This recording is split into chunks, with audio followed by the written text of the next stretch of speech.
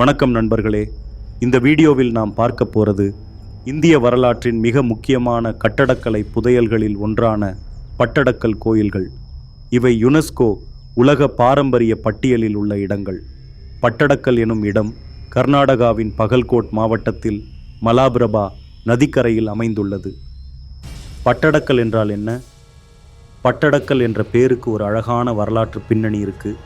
பட்டு என்றால் பட்டாபிஷேகம், கல் என்றால் இடம் அல்லது கல் நிலம், அதாவது மன்னர்களின் பட்டாபிஷேகம் நடந்த இடம் என்பதற்காக தான் இந்த இடம் பட்டடக்கல் என அழைக்கப்படுகிறது. இங்கேதான் சாளுக்கிய மன்னர்களுக்கு பட்டம் சூட்டப்பட்டதும் முக்கிய கோயில்கள் கட்டப்பட்டதும் நடந்தது. இது கர்நாடகா மாநிலத்தில் பாகல்கோட் மாவட்டத்தில் உள்ள ஒரு மிக முக்கியமான வரலாற்று பகுதி. சாளுக்கியர்கள் என்ற பழங்கால மன்னர்களின் காலத்தில் இந்த இடம் ஒரு படையலுக்கும் ஆன்மீகத்திற்குமான தலைநகரம் மாதிரியாக இருந்தது. ஸோ ஒரு இடம் மாதிரி தெரிகிற இந்த பட்டடக்கல் அது சும்மா ஒரு ஊர் இல்லை, ஒரு ராஜாங்க நினைவகம் மாதிரி தான். பட்டடக்கல் கோயில்கள் யார் கட்டினார்கள் என்றால் அதற்கு பின் நின்ற மாபெரும் சாம்ராஜ்யம்தான் சாளுக்கியர்கள். சாளுக்கியர்கள் என்பவர்கள் 6ஆம் நூற்றாண்டிலிருந்து 8ஆம் நூற்றாண்டு வரை தென்னிந்தியாவின் பல பகுதிகளில் ஆட்சி செய்த ஒரு சக்தி வாய்ந்த அரச குடும்பம். அவர்களின் முதல் தலைநகரம் பாதாமி. ஆனால் பட்டடக்கல் தான் இவர்களுக்கு பட்டாபிஷேக மையம். சாளுக்கியர்கள் 3 பெரும் கிளைகளாக பிரிந்திருந்தனர். 6ஆம் முதல் 8ஆம் நூற்றாண்டு ஆட்சி செய்த பாதாமி சாளுக்கியர்கள் அல்லது தெற்கு சாளுக்கியர்கள், 10ஆம் முதல் 12ஆம் நூற்றாண்டு வரை ஆட்சி செய்த கல்யாண சாளுக்கியர்கள் அல்லது மேற்கு சாளுக்கியர்கள், வங்காள சாளுக்கியர்கள் அல்லது கிழக்கு பிரிவினர். பட்டடக்கல் கட்டியவர்கள் முதன்மையாக பாதாமி சாளுக்கியர்களே. இவர்களது ஆட்சியில் கலாச்சார வளர்ச்சி, கட்டிடக்கலை வளர்ச்சி, சைவம், வைஷ்ணவம் மற்றும் ஜைன மதங்களுக்கான சமவெளி பெரிதும் தழைத்தோங்கியது. பட்டடக்கல் நினைவு சின்னங்களின் மத்தியில் ஒரு சின்னமான ஆனாலும் முக்கியமான கோயில் இருக்குது. அதுதான் இந்த காஷி விஸ்வநாதர் கோவில்.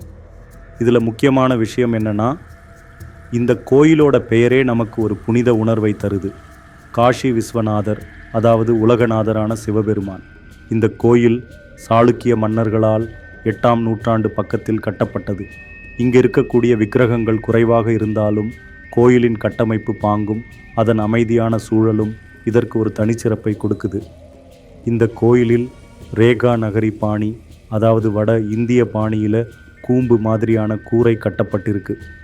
கூரையின் மேல் ஒரு சின்ன கலசம் இருக்குது. இது வடக்கத்திய இந்து கோயில்களுக்கு பொதுவான அம்சம். உள்ள ஒரு சின்ன சிவலிங்கம் இருக்குது. இங்கே சில முக்கிய சிற்பங்களான சிவபெருமான் தாண்டவம், நந்தி, சில விஷ்ணுமுக ரிலீஃப் களும் இடைக்கிடையாக தெரியும். இந்த கோயில் பெரிய க்ரௌட் இல்லாமல் அமைதியாக இருக்கும் ஒரு இடம்.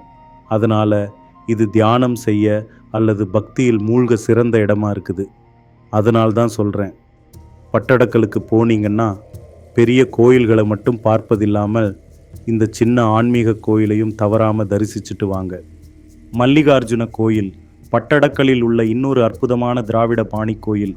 இது விருபாக்ஷா கோயிலுக்கு இணையாகவே அமைக்கப்பட்டது. இதையும் சாளுக்கிய மன்னர் விஜயாதித்யனின் மற்றொரு மனைவி அல்லது சகோதரிதான் கட்டியதாக கூறப்படுகிறது. இது அவரது பக்தியை சொல்லும் சிற்ப நிழலானது. திராவிட பாணியில் ஒரு பிரதான விமானம், மண்டபம் மற்றும் நந்தி மண்டபம் அடங்கியுள்ளது. கோயிலின் மேல் விமானம் சீரான சுவரங்களுடன் கூடிய பல நிலைகளில் அமைந்த பிரமிட் வடிவம்.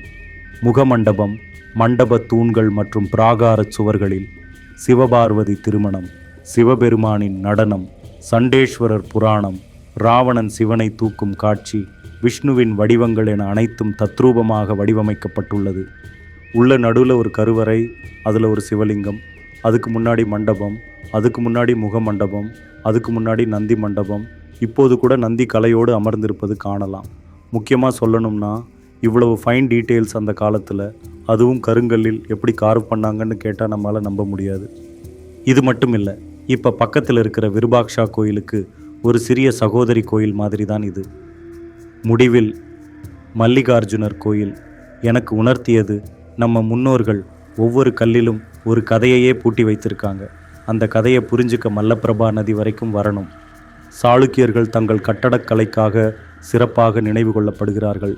அவர்கள் வெறும் கோயில்கள் மட்டுமல்ல, கலை, சிற்பம், பாணி மற்றும் கட்டுமான நுட்பத்தில் முனைவோர்கள். அவர்கள் காலத்தில்தான் தெற்கில் டிராவிடியன் ப்ளஸ் வடபாரதிய நகரா பாணிகள் கலந்தவை உருவானது. அதனால்தான் பட்டடக்கல் இந்திய கட்டிட வரலாற்றில் ஒரு திருப்புமுனை. நண்பர்களே, இன்றைய பயணத்தில் நாம் பட்டடக்கலின் இரு மாபெரும் திருக்கோயில்களை பார்த்தோம். மெல்லிய கலை வடிவங்களில் சிற்பமாய் உயர்ந்த காஷி விஸ்வநாதர் கோயிலும், அனந்த நுணுக்கங்களுடன் ஆன்மீகம் கலந்த மல்லிகார்ஜுனர் கோயிலும், ஒவ்வொரு கல்லும் பேசும் வரலாறுதான் இவை. இது ஒரு தொடக்கமே. அடுத்து வர இருக்கும் பாகங்களில் சங்கமேஸ்வரர் கோயில், பாபநாதர் கோயில், விருபாக்ஷா கோயில் மற்றும் ஜைனர் கோயில் போன்ற வரலாற்று ஆழமுள்ள கட்டடங்களை நாம் பார்ப்போம். ஒவ்வொன்றிலும் புதுசா சொல்வதற்கும் காண்பதற்குமான அற்புதங்கள் உண்டு. இது வரலாறும் ஆன்மீகமும் சேர்ந்த ஒரு பயணம். நீங்களும் நானும் ஒன்றாக இணைந்து தொடர்ந்து பயணிப்போம்.